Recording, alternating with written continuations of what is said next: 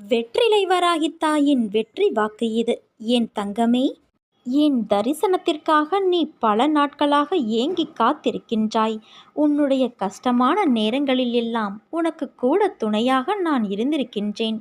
ஆனால் உன்னால் என்னை காண முடியவில்லை. கொஞ்ச நேரம் ஒதுக்கி உன் மனதிலே என்னை தியானித்துப் பார். முதலில் நான் உன்னிடம் பேசுவேன். பிறகு சில நாட்கள் கழித்து நீ என்னை நிச்சயமாக காண முடியும். இறைவன் நிறைந்திருக்கும் வெட்டவெளியே உண்மை. மற்றபடி நிரந்தரமில்லாத இந்த மாய உலகங்கள் எல்லாம் இறைவனால் படைக்கப்பட்டு இந்த உலகத்தில் தொங்கவிடப்பட்டுள்ளதன் காரணம் நாம் இறைவனை படிப்படியாக அறியும் பொருட்டே. இந்த உலகங்களில் பல்வேறு உயிரினங்கள் படைக்கப்பட்டு அவர்கள் செய்யும் ஒவ்வொரு செயலும் இவ்வுலகில் பதிவு செய்யப்பட்டு அதற்கேற்றவாறு அவை ஒவ்வொரு பிறவியிலும் பல்வேறுபட்ட உருவங்களோடு பிறந்து அவரவர்கள் வினைகளை அனுபவித்து இறைவனை உணர்ந்தவுடன் அவனோடு இணைக்கப்படுவர்.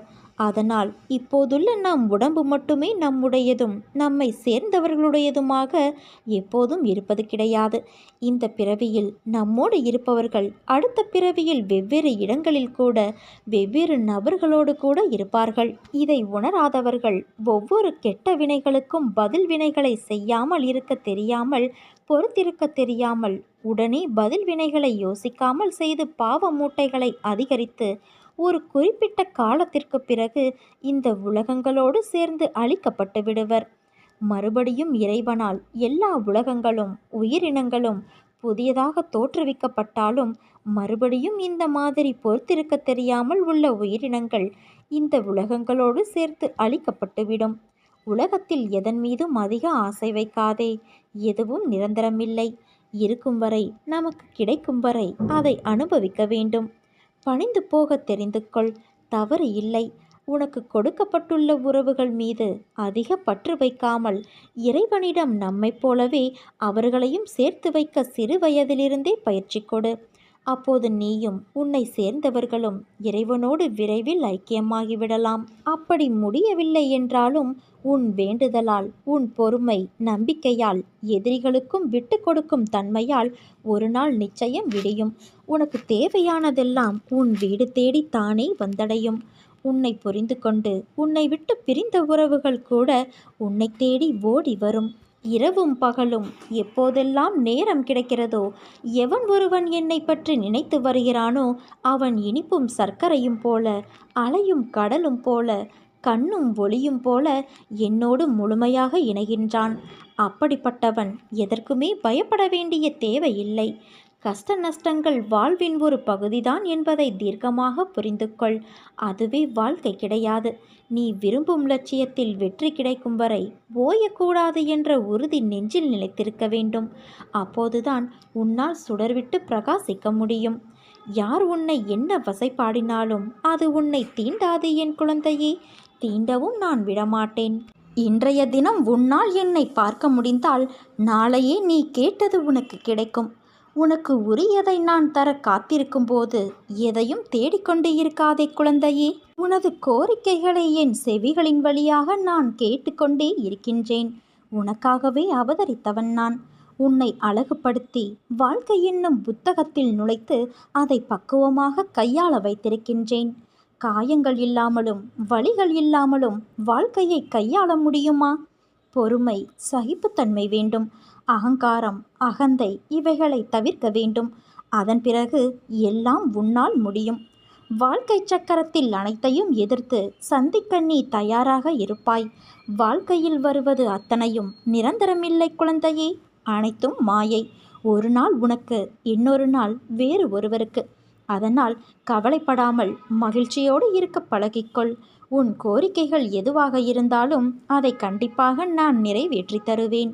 கர்ம வினைகள் உன்னை விட்டு விலகப் போகிறது. கடன் தொல்லைகள் விலகப் போகிறது. வர வேண்டியது வந்து சேரும். நீ எதற்காக காத்திருந்தாயோ அது விரைவில் நிறைவேறும். நீ விரும்பிய வாழ்க்கை, விரும்பிய வேலை இவை அத்தனையும் என் பரிபூரண ஆசீர்வாதத்தோடு உனக்கு கிடைக்கப் போகிறது குழந்தையே.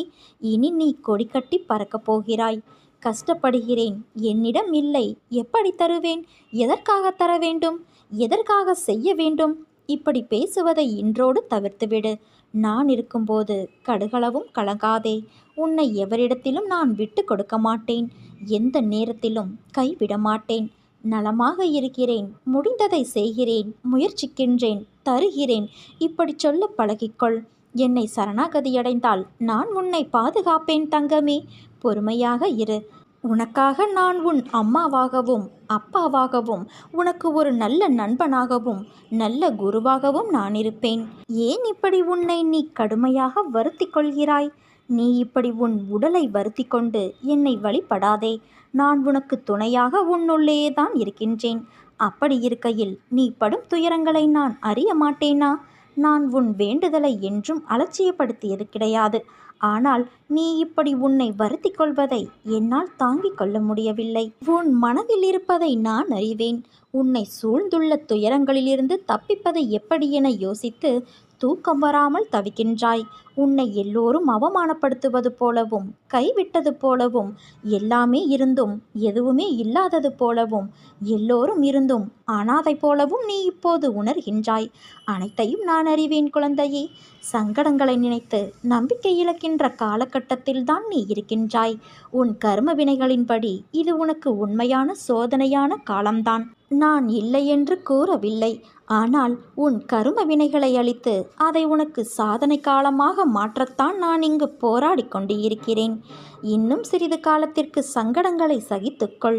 உன் நம்பிக்கை என்னும் சக்தியை ஒன்று திரட்டி உன் துயரங்களை கண்டு அஞ்சாமல் போராடு.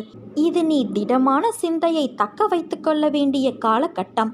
என் நாமத்தை நீ உச்சரித்து கொண்டே இரு என் குழந்தையே. எல்லாம் கூடிய விரைவில் மாற்றியமைக்க உனக்கு துணையாக நான் இருக்கிறேன். உன் வேண்டுதல்களுக்கு பதில் வருகிறது. நீ நம்பிக்கையோடு இரு. இது உன் அன்னை வராகியின் வாக்கு. அம்மா, நான் ஓயாமல் ஓடிக்கொண்டு இருக்கிறேன். இன்னும் எப்போது என் துயரங்கள் அகலும்? எப்படி என் பிள்ளைகளை நான் கரை சேர்ப்பேன்? எனக்கு ஓய்வே இல்லையா?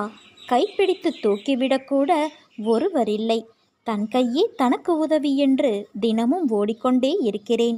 உடன் பிறந்தவர்கள் ஒதுங்கி விலகி செல்கிறார்கள். உறவுகள் என்னை விட்டு வெகு தூரம் சென்றுவிட்டது. எதற்காக இப்படி நீ புலம்பிக் கொண்டே இருக்கிறாய்? நான் ஒருவன் இருப்பதை மறந்து புலம்பிக் கொண்டு இருக்கிறாயே. முதலில் உன்னை முழுவதுமாக நம்பு. அப்போதுதான் அனைத்தும் உன்னை தேடி வரும். நீ எதிர்பார்த்து காத்திருக்கும் அனைத்தையும் நான் உனக்கு வழங்கப் போகிறேன். நீ மகிழ்ச்சியாக இருக்கப் போகிறாய். அனைவரும் வியக்கும் வண்ணம் வாழ்க்கையில் உன்னை நான் உயர்த்தப் போகிறேன் குழந்தையே. நான் வைத்த பரீட்சையில் நீ ஜெயித்து விட்டாய். நீ கவலைப்படாமல் இரு. உன் அம்மா நான் இருக்கிறேன். உனது துயரங்களை விரைவில் முழுவதுமாக நான் விளக்கப் போகிறேன். உன் பாரத்தை நான் சுமந்து கொண்டு இருக்கிறேன் அல்லவா? பிறகு எதற்காக நீ வருத்தப்படுகிறாய்? உனது அழுக்குரல் எனக்கு கேட்காமல் இல்லை.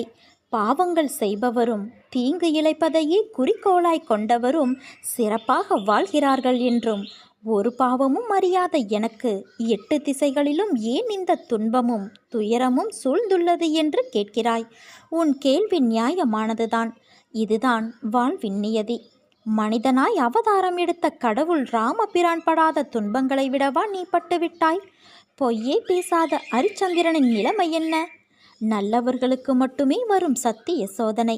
ஆனால் நீ ஒன்றை புரிந்து கொள்ள வேண்டும். இவர்கள் மட்டும்தான் என்னுடைய அனுக்கிரகம் பெற்றவர்கள். நல்லவனுக்கு சோதனை வந்தாலும் கடைசியில் வீழ்வது கிடையாது. உலகம் போற்ற வாழ்வான். தீயவன் சிறப்பாக வாழ்ந்தாலும் கடைசியில் அவன் நிலைமையை பொறுத்திருந்து பார்.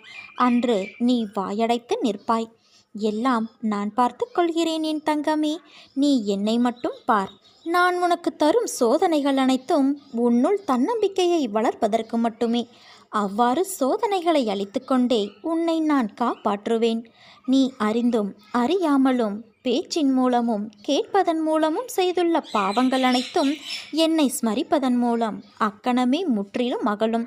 உனக்கு என்ன வேண்டும் என்பது உன்னை விட எனக்கு நன்றாக தெரியும். நீ எடுத்து வைக்கும் ஒவ்வொரு அடியும் நான் அறிந்ததே.